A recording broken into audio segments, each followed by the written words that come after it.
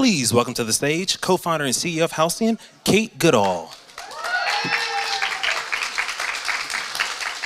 Thank you so much. Thank you, everyone. It is such a pleasure to see you all here today, and my pleasure to welcome you to Halcyon. DC in August, just where I want to be. In all seriousness, though, there is no place I'd rather be but here in this room with all of you, watching these incredible 10 founders that you're about to meet pitch their ventures. You're going to see their pitches, but you're also essentially watching a graduation, and you get to celebrate with us as they go on to join 29 other Halcyon Opportunity Intensive companies right here from the DMV. Woo! And over 200 Halcyon alumni ventures globally. Those alumni have created almost 5,000 jobs, impacted 7 million lives, and raised nearly $500 million.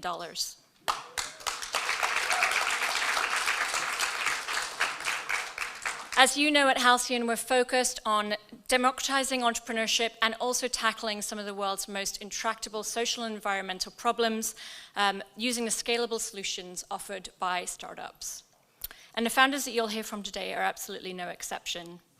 I want to thank first the Halcyon team for their tireless work on behalf of these ventures. If you're a Halcyon team member, please raise your hands. Thank you. I also want to thank the community of people without whom this would not have been possible. This includes the US Economic Development Administration, Capital One, AWS, the Kimsey Foundation, Goodwin, the Office of the Deputy Mayor for Planning and Economic Development, HR Sage, and all our amazing leadership coaches and advisors. Please raise your hand if you're part of that community. Thank you. This program launched in January 2020, and we are thrilled to have been able to successfully and safely host the entire program for the first time with this cohort. Halcyon is so proud of the impact that these businesses are making here in our backyard, and we're honored to play a part in their entrepreneurial journey now and into the future. With the added bonus that over these 7 months, I've gotten to meet some of my newest favorite people. Oh. Which is a perfect segue to allow me to introduce another of my favorite people, the Deputy Mayor for Planning and Economic Development, John Falcecchio.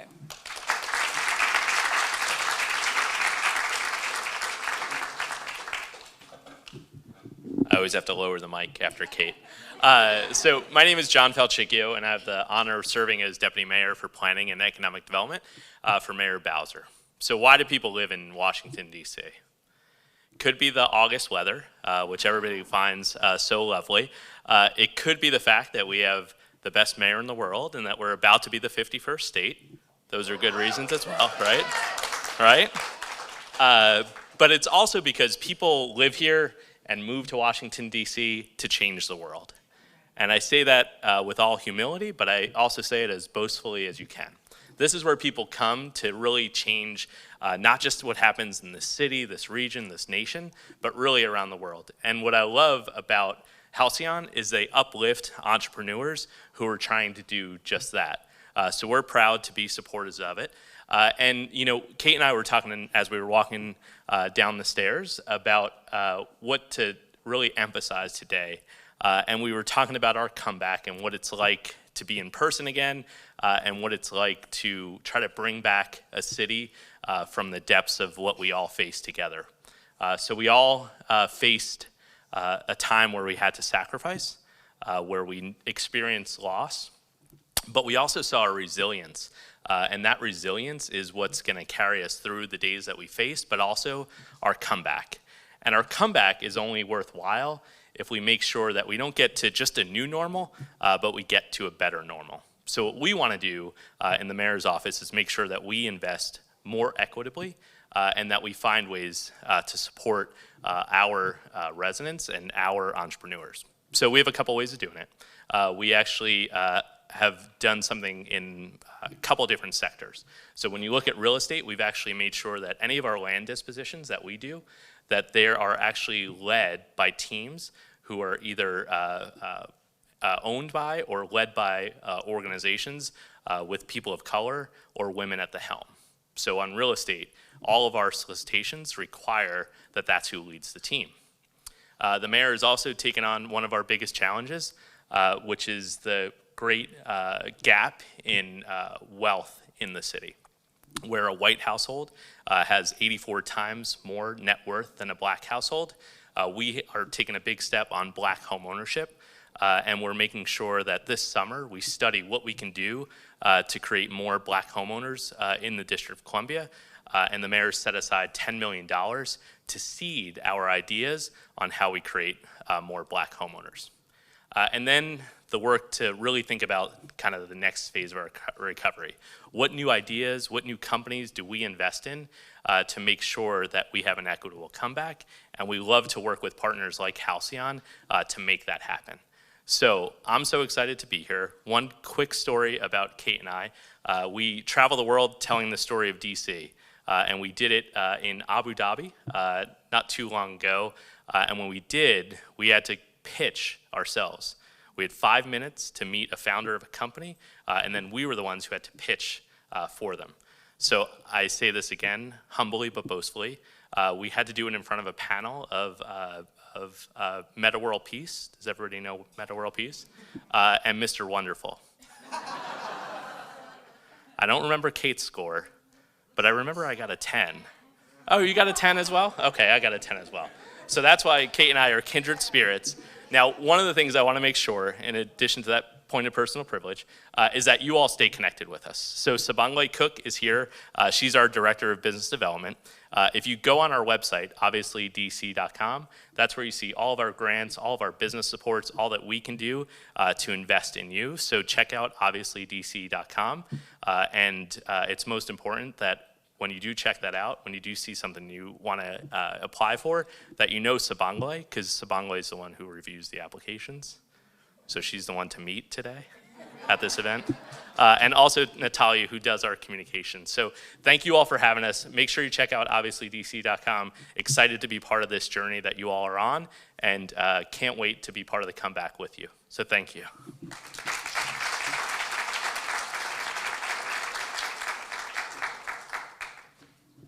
And lucky for you, John, I have to lower the mic after pretty much anybody speaks. But without further delay, I'll introduce Angela Stepancic, who will kick off our pitches today.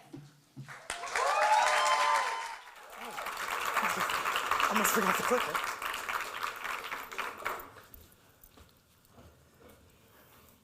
Good afternoon, everyone. I'm Angela Stepancic, founder of the Reproductive Village Cryobank, the first sperm bank in America that centers the Black community. Currently, and increasingly, Black families are turning to fertility banks for support, only to find that only 4% of donors are Black. There are no Black-owned cryobanks in America. This gap between supply and demand is leaving families behind. But how did I discover this unique problem?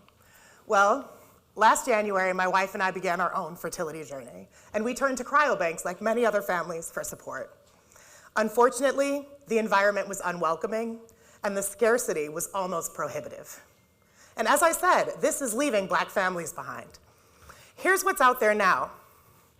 Right now, oh, I messed up. Sorry, guys. I'm going to go back to a previous slide, okay? So this dearth in resources leaving Black families behind. We might have had access. We didn't have any support. And did we really have options? No, only 4% of donors are Black. And this dearth is really leaving families behind. So we didn't have access, we didn't have support, so how do we fix this problem? And why does this problem even exist?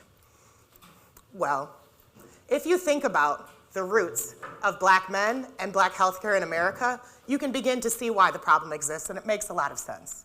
So how do we fix this? We opened the Reproductive Village Cryobank to ensure that Black families have access, options, and support. We are a welcoming and responsive community where Black men and Black families come together to expand the Black family. We celebrate 3 key differences here at the Reproductive Village Cryobank. First, we center the Black community. not only in marketing, but also in holistic healthcare. Black people aren't looking for transactional healthcare that just treats them as a dollar sign or a deposit. They want wraparound care. And so we'll offer counseling services, not just for the families who are going through this, but also the donors who work with us, so that they can understand wellness and increase their own healthcare appetite. Our second key difference is the support and holistic counseling that we'll provide everyone. And now, the third difference, well, I read an article, and the founder of one of the legacy sperm banks said that if you can't afford fertility support, then you can't afford to have a child. Well, at Reproductive Village Cryobank, we believe in family and community, and we'll operate on a sliding scale to ensure that everyone has access to the support that they need. This is what's out there now. Right now, only the Sperm Bank of California operates with an equity clause, which means that high-demand sperm from Black and brown donors, goes to high-need families, like the Black families who are looking for support from their own communities and from donors that represent who they are. And an eager clientele awaits. There are heterosexual families who are experiencing infertility, LGBTQ communities, and single mothers are often looking to start families on their own now. Even the Wall Street Journal has highlighted this scarcity, noting that it has only been exacerbated by the pandemic. And the demand is only increasing. By 2027, this market will be seen at $4.8 billion, right? We hope to get about 4% of that market. And how are we going to do it? Right now, we're focused on building capacity and bringing in capital so that we can hit our milestones for infrastructure, marketing, and engagement. Our second phase will launch our markets in DC, Atlanta, and Houston. Our third phase will bring all of our sperm options to market. We've had a lot of help, and we're going to need some more along the way. Halcyon and Pepperdine helped accelerate our work, and the Wall Street Journal and the Washington Post increased awareness. We have a partnership with the African American Male Wellness Agency that'll connect us to over 1.5 Black men across America, and we still need you. We're seeking $1.2 million to fund phase 1 of our growth. We're also looking for partners, resources, and friends who can spread the word about us and our community. Black people need access to healthcare resources that are representative of who they are. Donors want to walk into a safe community, and we all need options when we're experiencing our fertility, which is one of the most vulnerable times in our lives. Please join our village. Thank you.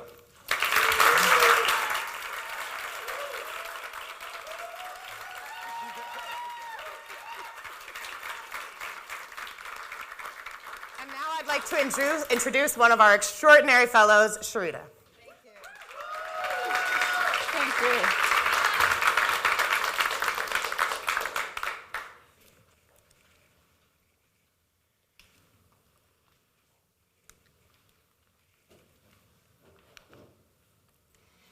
Good afternoon. My name is Sharita Turner, and I am the founder and CEO of Inclusive Work Solutions, where we believe that inclusion has power, and it's time to put that power to work. In 2022, Washington, D.C. has the highest Black to white unemployment ratio in the nation, 7-2. This means that for every 2 white persons that are unemployed, there are 7 Blacks that are unemployed. Inclusive Work Solutions was created to provide jobs to the underserved D.C. residents at pay wages higher than market rate. Our services include office support, administrative management consulting, project management, and light industrial cleaning. Our customers are the federal government agencies, the District of Columbia agencies, and local businesses in the Washington, D.C., Maryland, and Virginia locations. The mission of our company is to construct an equitable and inclusive workforce for Washington, D.C. residents by providing jobs that will support economic independence, economic advancement, and opportunities for equitable prosperity. We plan to do this by paying our employees at 10% higher wages than our competitors. We will provide contract employment that will ultimately lead to stable full-time employment.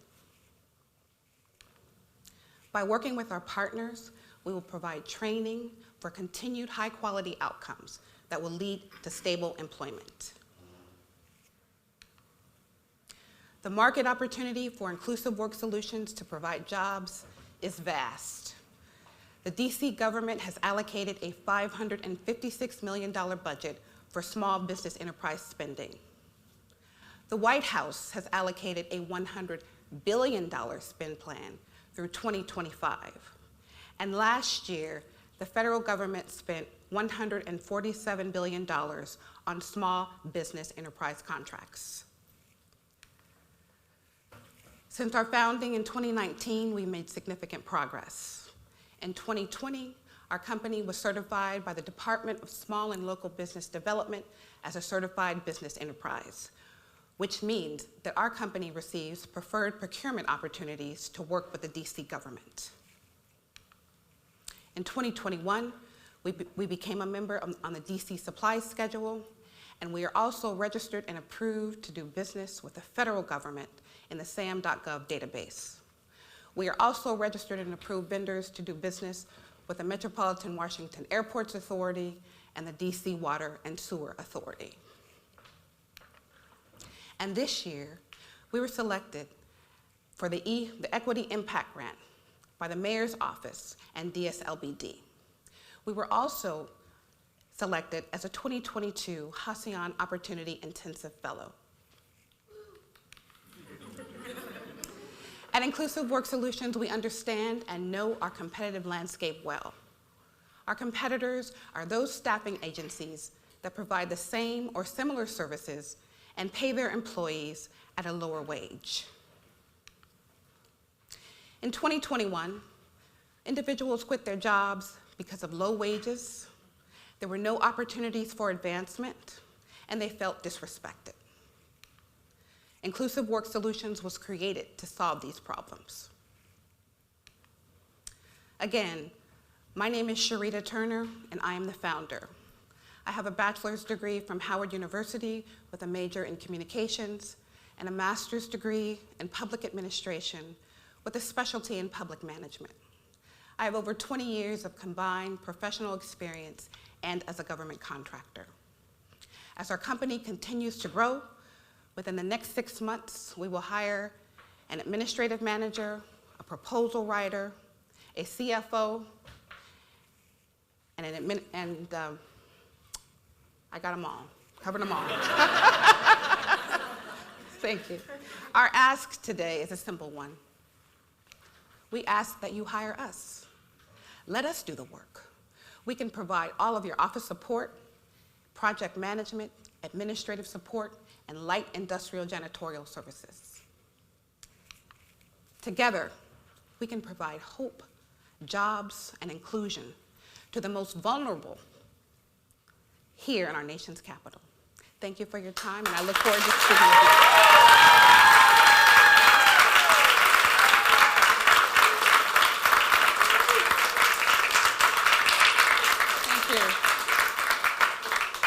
And now I would like to introduce one of my esteemed fellows, Caroline.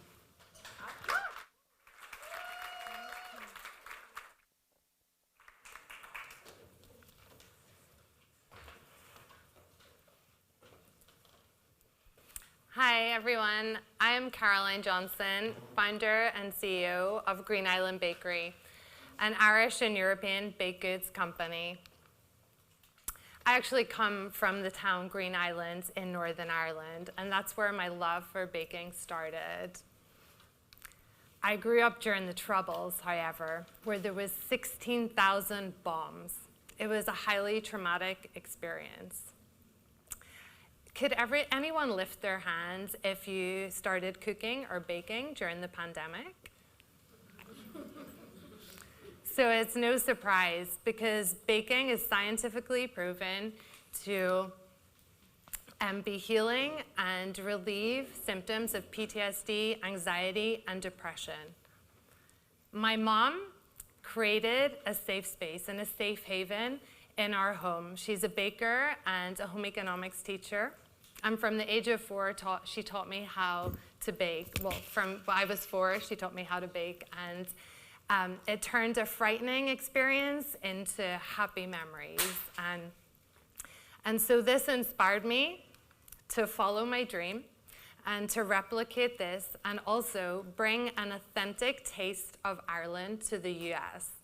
I couldn't find the same baked goods anywhere, and I was craving them. So the mission of the company is to produce the finest Irish and European goods, to use natural and ethical ingredients, and most importantly, to empower females and treat our kitchen as a place of healing and nourishment. So how are we going to do this? Well, firstly, we have started partnerships with the DC Police Department, and we're doing baking therapy classes to help the marginalized in this community.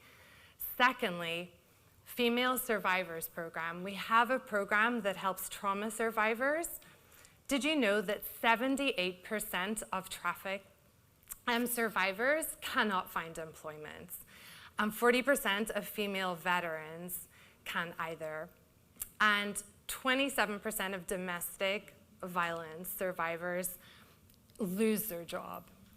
So what we want to do is firstly provide this place of healing and to provide them with job skills, and thirdly, to help them re-enter the workplace and become financially independent.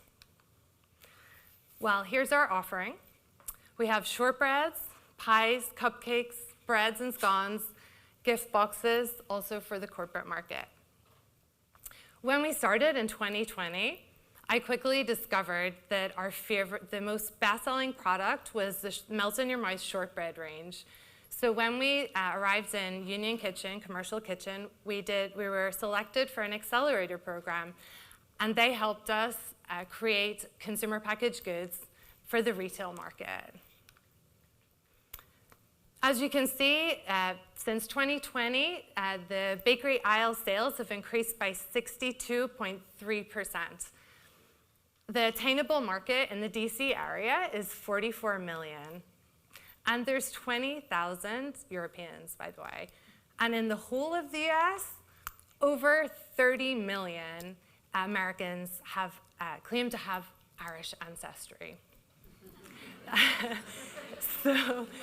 So with this popularity of the Irish culture, we were lucky to appear, to be featured in Edible DC last St. Patrick's, and this year, we appeared, I was on Fox 5 and CBS News. We're focused, our marketing strategy focuses on online and in the marketplace with partners, social media here, and then you can see we're present in festivals, mainly Irish, across the country, and the retail sector is our big focus at the present time. We're in over 30 retail stores in the area, and we're in negotiations with major grocery chains right now. And we're starting to onboard with a new distributor, which will help us with our regional expansion. Here's our new packaging, and this is also available on the shelves. Taking a look at the competitive landscape, we are set apart because we do take a focus on the community, and we're the only Irish bakery. So the support we've had is tremendous. Thank you, Halcyon. We've had a great support from Capital One Advisors, mentoring from Nestle, and I just recently got selected by the FedEx e-commerce fund. So our online expansion will be happening. Thank you. So here's the team. We have our production team here and also the sales and marketing. We have a couple here today in the audience. And so we celebrate diversity, and I'm so glad to have them because we're able to serve these clients that have come back for more, the likes of the National Press Club, University of Maryland, Capital One, and the Guinness Factory.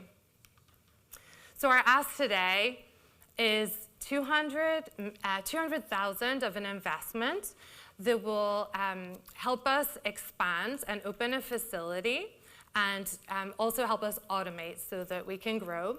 20% for new product development and 10% for marketing. You can scan our QR code and help us today for a crowdfunding campaign. And there'll be shortbreads at the back during the reception. Help us bring a blessing to an Irish blessing to many. Thank you for your time.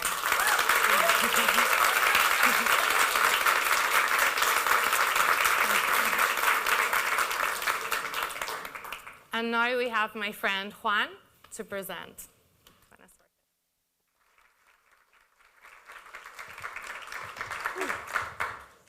Hey everybody, good afternoon. My name is Juan Diaz, and I'm here to tell you about construction waste, why it is such a big problem, why we need to reduce it right now, and why shopreuse.com is the perfect solution at the perfect time.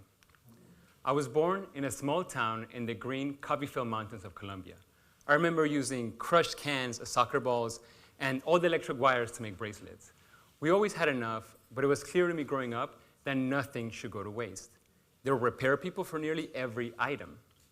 My family and I moved to the US when I was 10, and what I remember the most was the abundance of everything, but also how wasteful everything seemed. And for a while, I thought that this was the only way to have a prosperous economy and ensure that everybody had enough by making more, and more. But in the past decade, as we become even more keenly aware of the destruction of our natural resources, I've had a little flame in me telling me that I need to do something to help preserve our natural environment. There's got to be another way. That instead of making more, we can reduce waste and we can continue to have high standards of living. This flame turned into a full fire when my son was born last July. And as I spoke to my dad, who's worked in construction for the past 20 years. According to the EPA, 45 million pounds of construction material end up in US landfills each year. The thing is, people buy an apartment and decide they don't like the kitchen or the bathroom, even though it's almost brand new. Because they can, they hire someone to come, tear entire rooms apart, and replace it brand new to their liking. So the items that are ending up in landfills are not at the end of their life. These are materials that could be reused and are often practically brand new. Kitchen sinks, toilets, cabinets, wooden floors, all items that remodelers in a rush to finish their jobs are paying to haul away to landfill. This is value lost. So this is where we come in, to capture this value. Our venture means less waste, less environmental degradation, and more materials for construction. ShopReuse.com is an online network and community platform that connects and incentivizes the reuse of construction material. Think of a nice and easy-to-use Craigslist specifically for the construction industry. Remodelers save money by not having to pay for their waste disposal, and those looking to freshen up their spaces save money by not having to pay for new materials. Our environment benefits from less waste and less resource use. And the market is heading in our direction. Right now, the secondhand market is worth $160 billion a year, and it is expected to grow to $354 billion by 2030. That's a lot of zeros. And we know that people are looking to get more secondhand materials. And the DIY remodeling market is expected to grow to $170 billion by 2027. And if we can just capture a tiny fraction of this market, then we can have a profitable business. And we are the right solution because we make it easy and profitable for remodelers to list their materials on our site with no listing fees. We also make it fun and rewarding for anybody who's looking for construction material to find information and resources to get that material. And we capitalize on recent, more environmentally friendly changes in the culture of individuals and companies who are looking to remodel their spaces. And the time is now. Since we started in last November, we've gotten support of Halcyon, and we gotten a grant from the DC Department of Energy and the Environment and the Chesapeake Bay Trust to continue piloting our idea and eventually help the city with their zero waste vision. But I need your help. Please tell your friends about ShopReuse.com. If you have any information on construction or secondhand markets, I would love to speak with you after the end of the presentations. Because the vision is a world where it is easy, rewarding, and fun for anybody to use secondhand construction materials, where our children grow up with just as many, if not more, natural resources than we grew up with. And I know we'll get there, and I hope you all will join me. Thank you.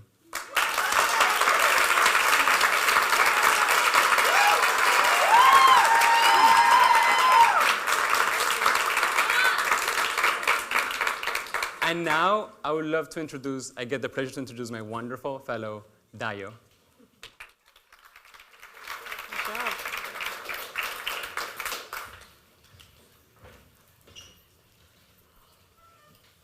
Hello, everyone.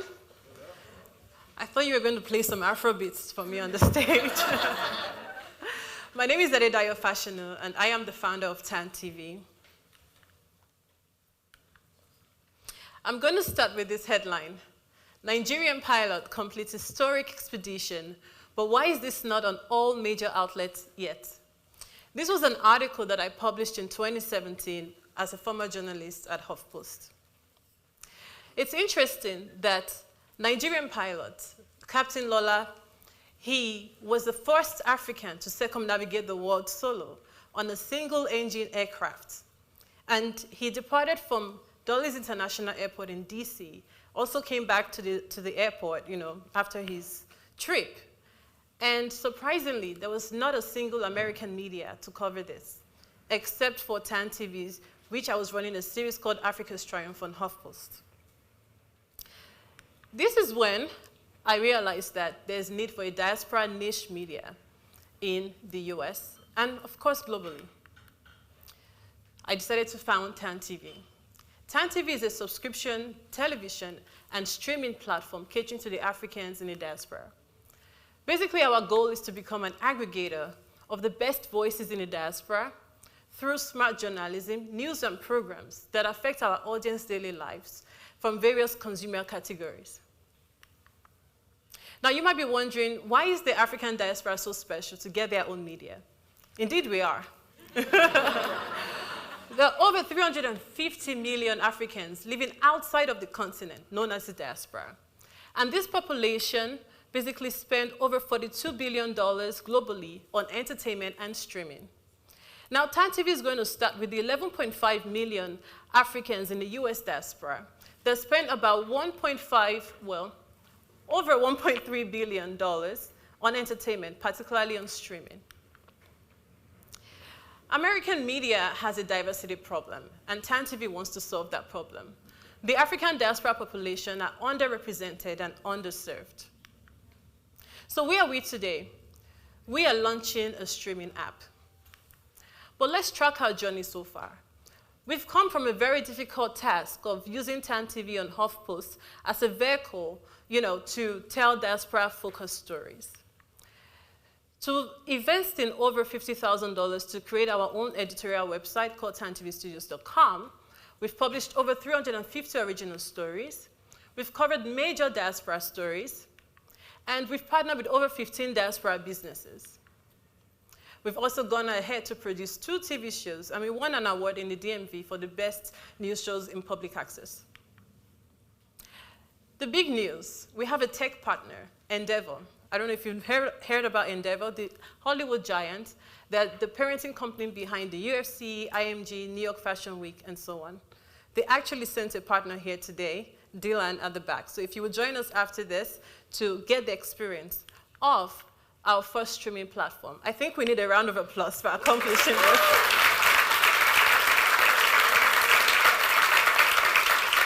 So you are here because I believe you all are investors. How are we going to make money? We're looking at 2 approaches, the B2B and the B2C. On the B2C side, subscribers, our current user base, 70% of them said they are willing to pay $5.99 monthly to subscribe or have access to TAN TV content. On the advertising portion, we're looking at ad partners, we're looking at advertising networks, carriage fees, and so on. Our team. I have over 7 years experience in media, from writing for HuffPost to Forbes. I'm currently an MBA candidate at Johns Hopkins, and of course, a proud Halcyon fellow. My co-founder and partner, Abolaji, has an MBA from American University and formerly worked at Flutterwave. And of course, I won't be here without our advisors. Thanks to our special advisors from Capital One, ISBI, TEDCO, Morgan Stanley, and Maryland Innovation Center. So what's next? We're yet to raise $250,000. We believe this would allow us to accomplish 3 feats. Number 1, launch our streaming platform. Number 2, content and talent acquisition. And number 3, marketing for user acquisition and so on. We also projected that with this ask and with this start, we are going to make over $1.4 billion over $1.4 million in 3 years. We are also asking for your favor. Do you have connections to angel investors and networks? Are you connected to organizations that care about the African diaspora? And do you have connections to media partners that could support us? We would really appreciate your support. Thank you. And today we also urge you to please go to tantvstudios.com to create an account and join us to become the first streaming platform focused on the African diaspora. Thank you.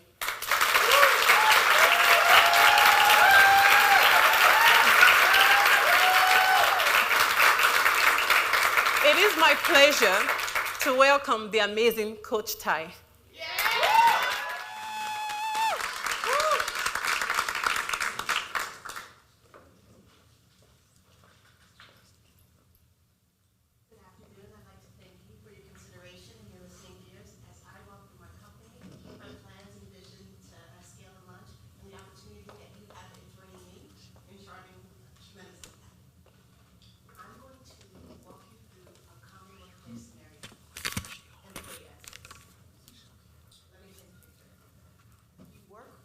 Company with amazing employee perks like free lunches, bagel Fridays, or beer on tap.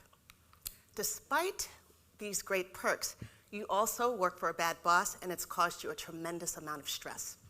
So much that you felt the need to leave the company altogether and because you decided that they didn't deserve you and that you could do better elsewhere. Now, a little crowd participation from you. I'd like for you to raise your hand if you've experienced one or more of the spoken scenarios I just walked through. Thank you for your participation. Now, I just walked you through my own personal experience, and as you saw with the hands raised around the room, we're not alone, and that's the big problem. People leaders obsess over how to keep their employees engaged.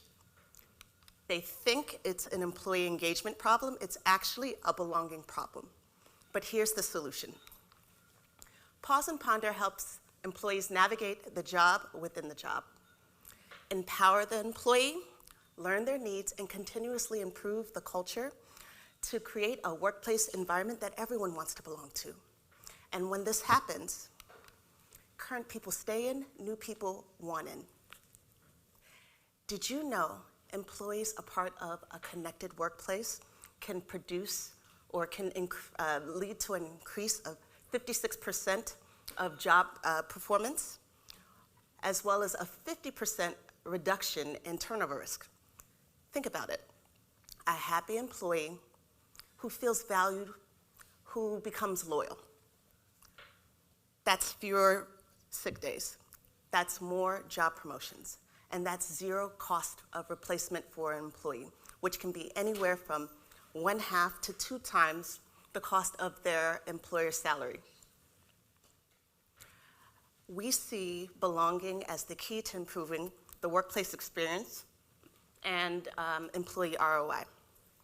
Pause and Ponder is a solution that will create productivity, attraction, and retention. I'm building an HR tech solution that empowers the pulse of the company. My platform will combine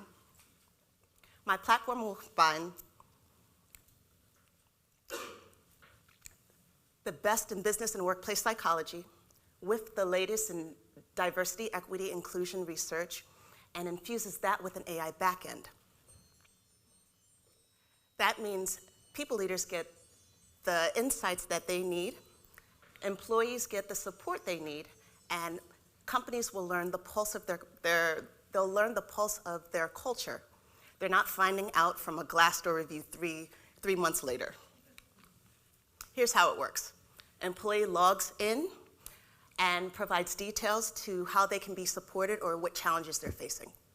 Pause and Ponder will then gather and provide resources and strategies that address those challenges, as well as connect them with a Pause and Ponder consultant that specializes in those topic areas.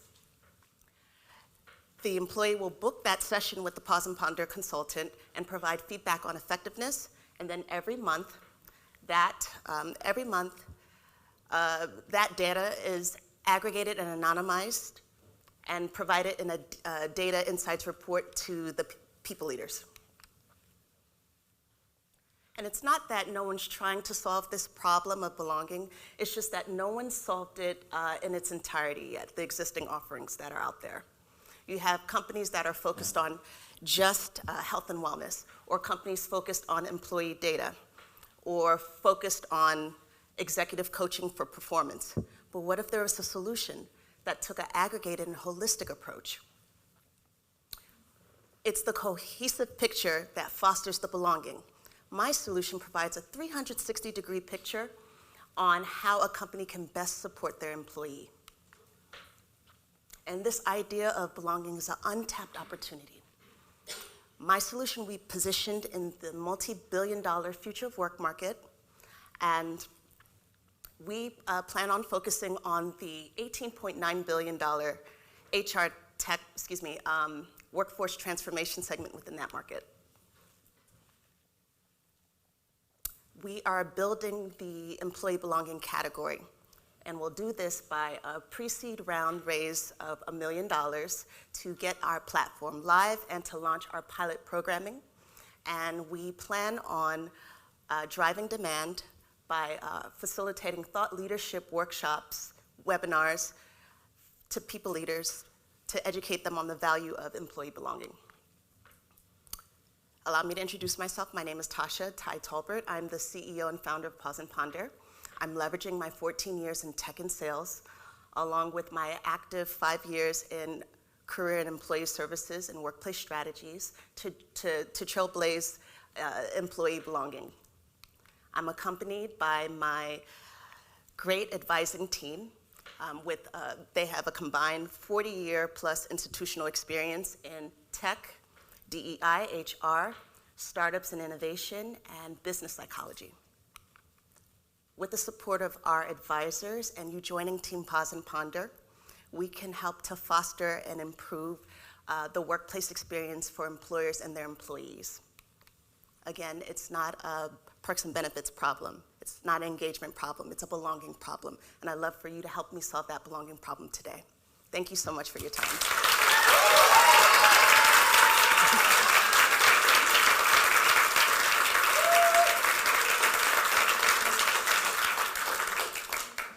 I am honored to bring two queens to the stage.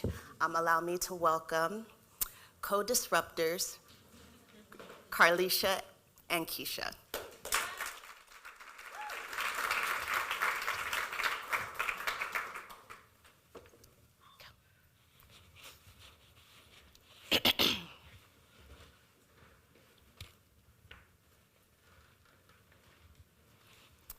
So, one of the biggest threats to our nation's healthcare system today is low health literacy. Let me tell you a story. About 6 months ago, my 80-year-old grandmother was admitted to the hospital for a stroke. Due to COVID, we were not able to accompany her. By day 2, my grandmother was calling us in a complete panic. Oh my gosh, you have to get here, you have to help me. I have no idea what they're saying. Fortunately for her, my husband and I are healthcare professionals, so we were able to help her navigate the situation. However, my grandmother's not an anomaly. 9 out of 10 people have trouble understanding complex health terms. Over 80 million people in the US actually have low health literacy, resulting in over $238 billion in unnecessary healthcare spending.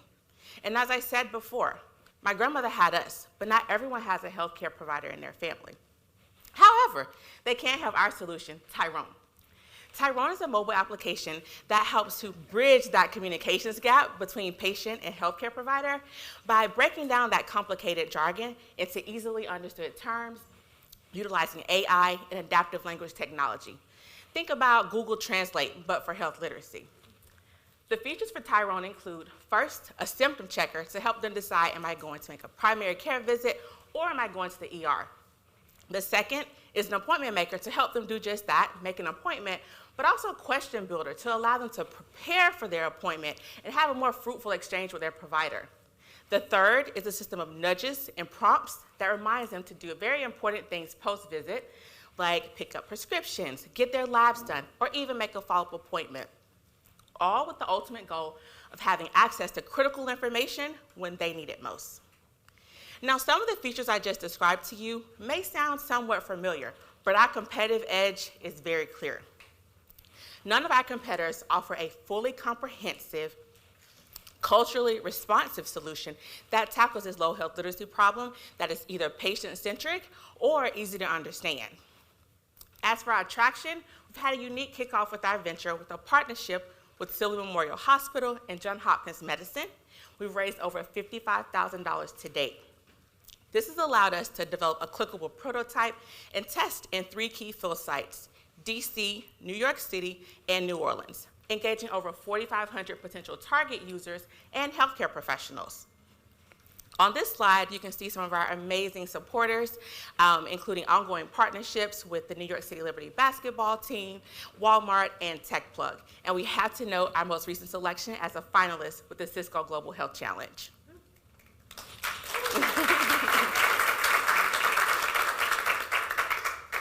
We've had a strong start, and we look forward to bringing Tyrone to market. Recall from earlier that the estimated cost of low health literacy in the United States alone is $238 billion.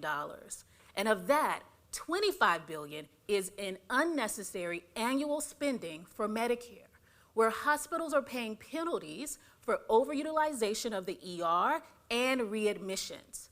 Our go-to-market strategy will target these institutions who are being heavily penalized. Tyrone will help reduce the penalties while redirecting resources to areas that can help improve patient outcomes. We'll do this by licensing Tyrone to institutions annually, charging $20 to $50K, scaled by the number of users and the type of institution. And for folks who are not connected to a healthcare provider, Tyrone will be available as a free download. My partner and I have the ideal intersection of expertise to tackle this issue. Carlicia's background is in public health. My background is in education and literacy. Together, we have 28 years of management experience, and we've managed $50 million in projects.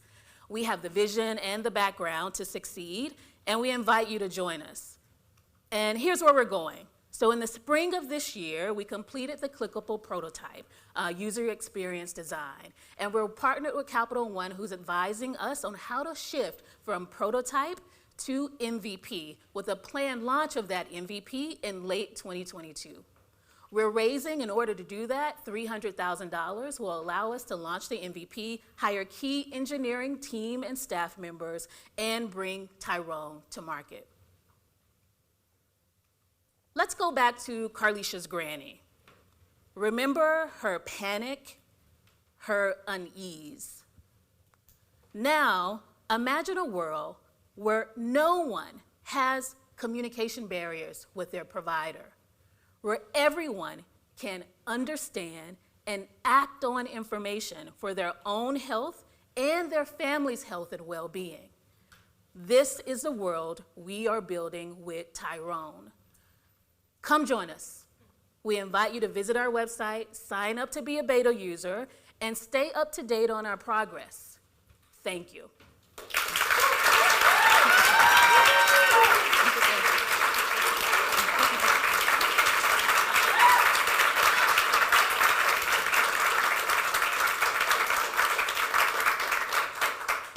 So listen, y'all, it is our absolute pleasure to bring to the stage the wonderfully brilliant Catherine.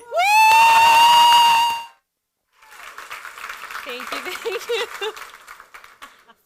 Fantastic job. Hi, everyone. Hi. Oh, that's so great. My name is Catherine Breisch. I'm the founder of Go Pursue, career awareness and networking for students ages 15 to 22-ish. But don't tune out, because this app is for you too. Our mission is to empower students to choose and pursue the careers that are ideal for them. And the reason I got started on this is because at age 17, I had no idea what I wanted to do. I didn't know about women business leaders who looked like me. I didn't know what a product manager was, which is what I do today. And so I, at 17, committed myself and my family to like $100,000 of college debt just to go figure it out. And after working in K-12 education for the last decade, I've come to understand that that wasn't just a personal problem. It's actually a societal one. And so we're creating an app and a community to solve that problem. And the way that it works is going to be explained through a story of Eunice. This is a true story, started about 2 weeks ago. Eunice is just finishing up her first year at a local community college as a biochem major. But she ruled out nurse and doctor, and now she has to figure out what she does with that major. So she got on Go Pursue and started looking up like biochem, lab, research, and she came across a bunch of mentors, but specifically was drawn to this mentor, Kate, who's a research facilitator at a local hospital. And thanks to Kate and their conversations about public health, Eunice actually met with Kate last Saturday. They had a great conversation, and then because of that, Kate connected Eunice with 4 additional mentors, some of whom share Eunice's identities, all of whom are in her field of interest. And so now Eunice, going into her second year of community college, is going to be more likely to persist and graduate. She's going to be more likely to finish with jobs and internships in her field of interest. And on top of that, we're ameliorating or narrowing the employment gaps that we see in the workforce today by race, by gender, by you name the identity. This is the work right here. And so we stand apart from our competition because we are the only ones that are truly marrying career exploration with one-on-one mentoring. That's you, potentially. We are centering minority representation in everything that we do. And we are making sure that everything is asynchronous and low lift, so 10 minutes a week to answer some students' questions is really all you need to help them feel like they have a connection to the workforce that they're interested in. When you consider high school, college, and working professionals that are already involved in mentoring and volunteer in this area, we're talking about 55 potential million users in the US alone. And in order to make sure that we achieve our equity mission of keeping this free for students and mentors to use at all times, we're creating a third-party payer system where we're leveraging associations, companies, employee resource groups, and things like that that have a vested interest in building their talent pipeline, diversifying it, and preparing the future workforce, meeting CSR requirements, and also increasing brand awareness, which everybody loves. We're talking about an industry of workforce development, job training, college and career readiness of incredible spend, and if we capture a percentage of that, we still have an incredible market opportunity. Our go-to-market strategy is multi-pronged, but actually, at the end of the day, quite simple. We're leveraging the relationships that we already have with organizations that already exist and already have these communities ready to connect with each other. We're thrilled today to mention that we're already fostering budding partnerships with these companies. We're already in talks with schools from these districts about running pilot programs in the fall. And we're thrilled and blessed to have the support financially from all of these organizations below, one that I can announce in about a month. So over the next 12 to 18 months, we're looking at pilot programs, we're looking at more robust partnerships, and we're looking to scale in schools and areas beyond just the DMV. They actually don't let us off the stage if we don't show this slide. It's very impressive. But no, the only point is that there's no better founder market fit here. I've spent the last decade working in K-12 schools, running career academies, doing this work with students, and I'm currently a product manager for an ed tech company now with a three-party payers model. And more importantly than me, this team of designers and developers who ensure that our product is designed by and built by our end users, our target market. Nathan is one of them. Can you stand up? I'm going to embarrass you. This is Nathan, everybody.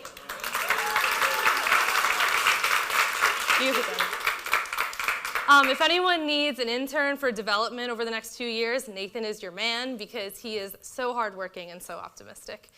And so our ask today is super simple. If you can help us with any of these things, then come talk to me in the back. I'd love to meet you. More importantly, everybody in this room has or has had a career that students deserve to know about and aspire to. So our call to action today is to ask everybody here to pull out your phone right now in this minute. Thank you for those who already have. Because we're asking everyone to create a career profile. It takes like 20 minutes. You just give your advice, and you allow students to see your career so that they can be it. Even if you can't afford the 10 minutes a week to continue answering questions, just that career profile is enough. Because the future workforce is already here. Eunice, Nathan, they're ready. So can you help?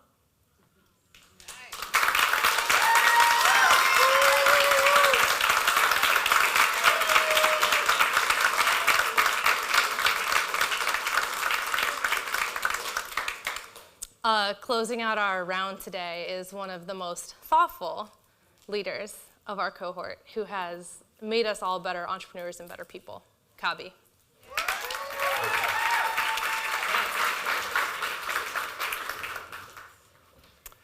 Hello, everyone.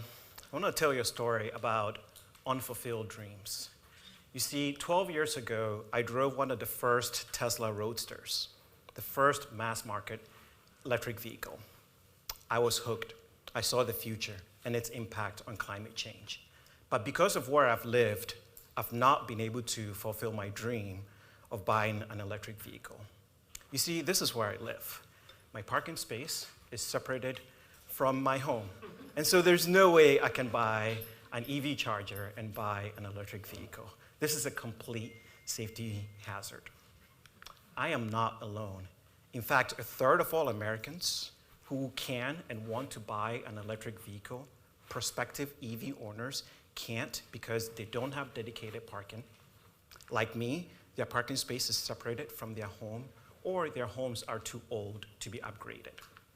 Now, you might be wondering, why not use public charging stations? Well, have you used one lately? Studies say that 25% of the time they are broken. You can't reserve ahead of time. And McKinsey just released a report saying that we are facing a deficit of 1 million public EV charging stations. And that is after all the infrastructure bills that have recently been passed.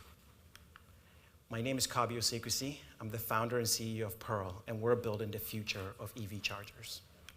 We've developed an innovative charger that is a level 2 4-hour fast charger. It's the first charger that is going to be upgradable in the field, so while installed, we can upgrade it to higher capability.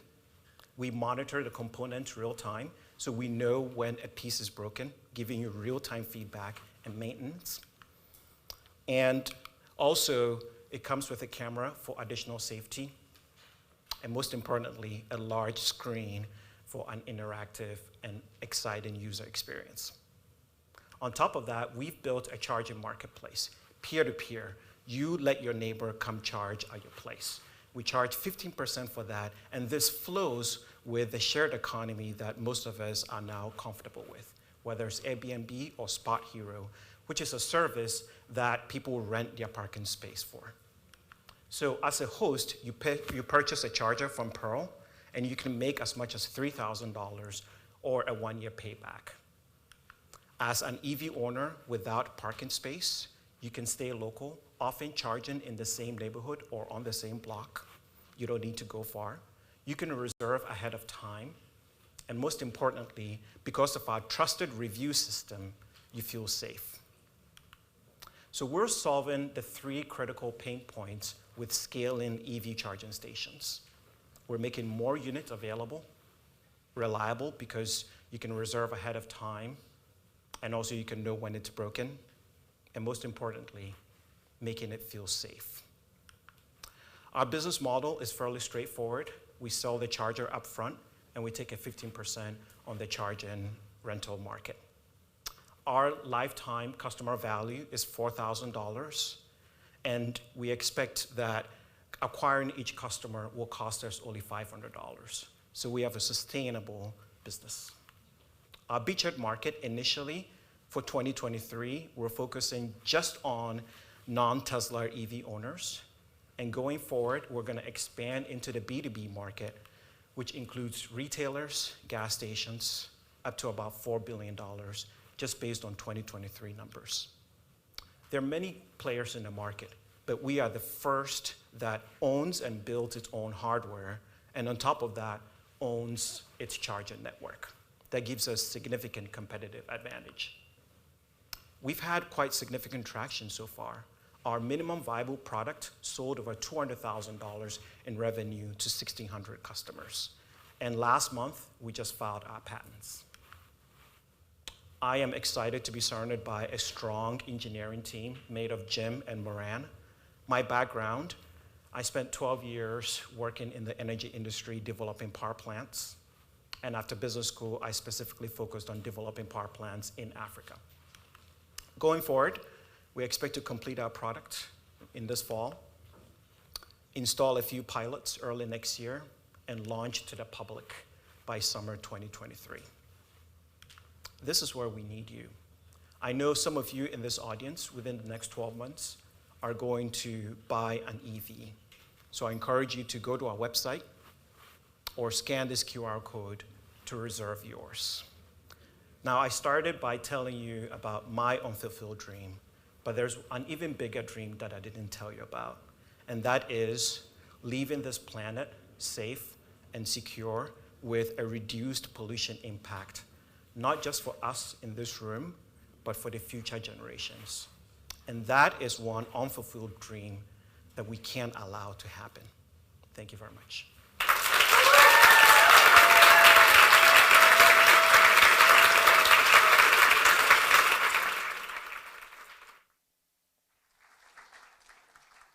And I have the pleasure of inviting Maggie, who has run our program and helped us grow our dreams. Thank you so much.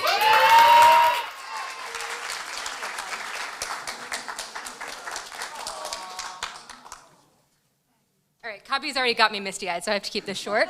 As I said, I'm Maggie Goff, I'm the Program Director of Intensives here at Halcyon. Let's give another round of applause for the incredible entrepreneurs in the room today.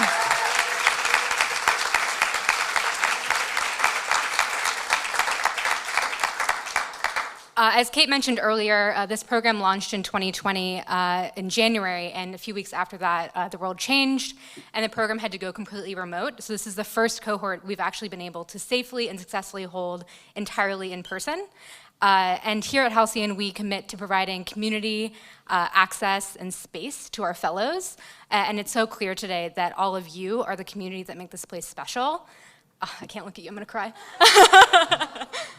And more importantly, these are the innovators that are going to ensure that we build back better, that we build back a local, national, and global economy that's more inclusive and equitable, and that they keep DC and the DC region as a hub of innovation and technology. And it's my pleasure to be a small part in their journey. Thank you, Sharita. In the back, you'll see some high-top tables where our entrepreneurs will be standing for about the next hour. I really encourage you to talk with them, learn more about their products, learn more about their companies, and see how you can play another small part, or a large part, particularly if it's a check, in their journeys. Thank you so much for joining us today, and have a wonderful rest of the day.